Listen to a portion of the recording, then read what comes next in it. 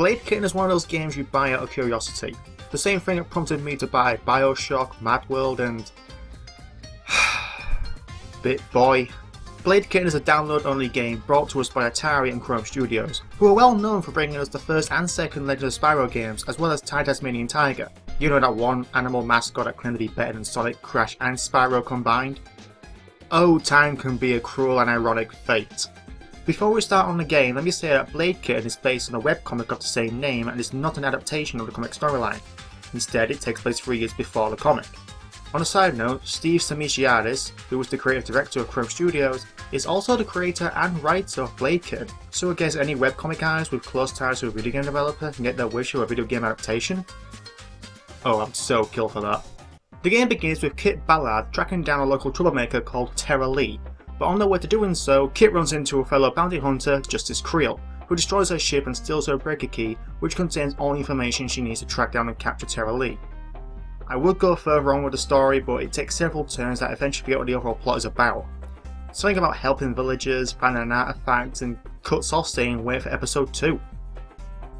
The game is your typical side-scrolling platform about getting from point A to point B while slicing through numerous enemies and completing puzzles. The platform itself is fairly adequate. Kit, being a human and cat hybrid, is quite nimble.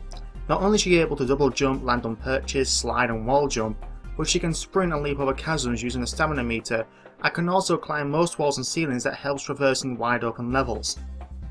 Though the game is strictly linear, these levels are huge. More often than not, you'll find yourself at a dead end with a treasure chest or a large amount of hex when you were meant to get to the end of the level, or finding the chest with no idea how to get to it.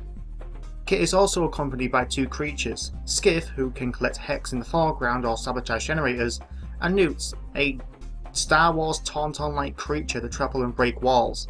Not to say that exploration isn't rewarding or fun, but it loses its impact when all the enemies respawn for the umpteenth time that second.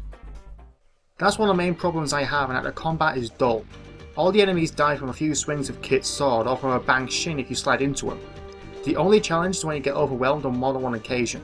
You can also perch on their heads, which is so needlessly finicky that I've only managed to get to work a few times. Finally, as a special move you can perform once Kit's face in the lower corner turns red, but given what I mentioned before, there's little use for it. I mentioned before that you can collect hex, which is the game's currency, and you can spend that in the shop in the pause menu.